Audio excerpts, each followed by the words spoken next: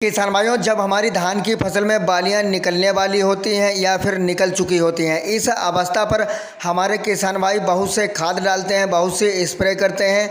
लेकिन आज की वीडियो में हम अपने किसान भाइयों को बताएंगे कि जब आपकी धान की फसल में बालियां निकल आई हों तो इस अवस्था पर कौन कौन से ज़रूरी कार्य हैं जो अपनी धान की फसल से वंचित रह जाते हैं। तो आज की वीडियो में बिल्कुल संपूर्ण जानकारी आप लोगों को बताएंगे कि इस अवस्था पर अगर आपने इस दवा का स्प्रे कर दिया तो आप देख सकते हैं कि बालियां ही बालियां, और जो बालियां निकलेंगी एकदम लंबी निकलेंगी और स्वस्थ निकलेंगी, बिल्कुल चमकदार निकलेंगी, और जो दाने का भराव होता है वो बहुत ही शानदार से भराव होगा किसान भाइयों। तो बहुत से हमारे किसान भाई इस बात से अनजान है, इस अवस्था पर जो है कई खादों का प्रयोग भी करते हैं, कई स्प्रे करते हैं, लेकिन उनको नतीजा जीरो निकलता है। तो किसान भाइयों, वीडियो को बिल्कुल भी स्किप ना करें, शुरू से एंड तक जरूर देखें, तभी आपको पूरी जानकारी मिलेगी। और चैनल पर पहली बार हैं, कृपया करके चैनल को सब्सक्राइब जरूर कर लें और पास वाली बेल आइकन को प्रेस कर लें, ताकि जब भी मैं धान संबंधित, खेती संबंधित कोई छोटी बड़ी जानकारी डालूं, इसका नोटिफिकेशन सबसे पहले हमारे किसान भाइयों तक पहुँचे। किसान भाइयों, हमारे धान की फसल लगभग जो है बालियाँ निकलने वाली थी और निकल भी आई थी, और कुछ बालियां निकलने वाली थी। तो इस अवस्था पर मैंने एक ऐसी स्प्रे का प्रयोग किया किसान भाइयों कि हमारे धान की फसल में बालियां बहुत ही शानदार बालियां निकली, और बालियां जो निकली बहुत ही लंबी निकली, और जो दाने का भरा हो रहा है वो बहुत ही शानदार तरीके से हो रहा है। तो बहुत से हमारे किसान भाई अनजान हैं, इस अवस्था पर बहुत सी खादों का प्रयोग करते हैं, बहुत सी स्प्रेयों का प्रयोग करते हैं, लेकिन उनको नतीजा जीरो निकलता है।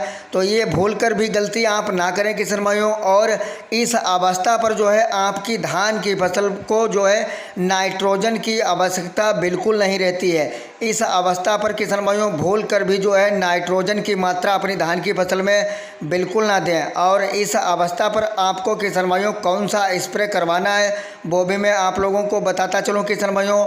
जब हमारे धान की फसल में बालियां निकल आई हो या निकल रही हो तो इस अवस्था पर किसान भाइयों आपको 05234 की स्प्रे ज़रूर करवानी है, क्योंकि इसमें जो है 0% नाइट्रोजन की मात्रा होती है और 52% जो है फास्फोरस की मात्रा होती है और 34% जो है पोटासियम की मात्रा होती है। तो किसान भाइयों, इस अवस्था पर आपको जो है 05234 का स्प्रे ज़रूर अपनी धान की फसल में करवाना है। अगर आप 05234 की स्प्रे नहीं कराते हैं किसान भाइयों तो आप जो है अपनी धान की फसल से पैदावार अच्छा खासा नहीं ले सकते हैं।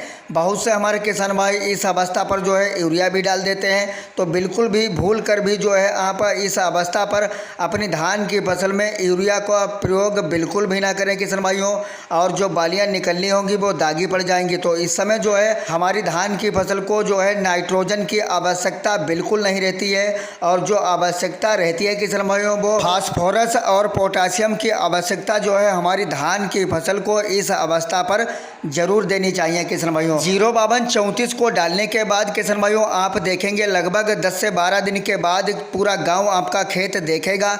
जब बालियां निकलेंगी बहुत ही अच्छी निकलेंगी, और जो बालियों का साइज होगा एक समान होगा, और जो दाने का भराव होगा बहुत ही बेहतरीन प्रकार से जो है दाने का भराव होगा। तो किसान भाइयों, इस अवस्था पर आप जो है 05234 की मात्रा ज़रूर लें और अपनी धान में स्प्रे ज़रूर इसकी करवाएं। तो किसान भाइयों, उम्मीद करता हूं आपको हमारी जानकारी और वीडियो अच्छा लगा, वीडियो को लाइक कर दें, ज़्यादा से ज़्यादा हमारे किसान भाइयों को शेयर जरूर करें। चैनल पर पहली बार हैं, कृपया करके चैनल को सब्सक्राइब जरूर कर लें, ताकि आप लोगों को खेती संबंधित छोटी बड़ी जानकारियाँ इस चैनल के माध्यम से मिलती रहें। धन्यवाद।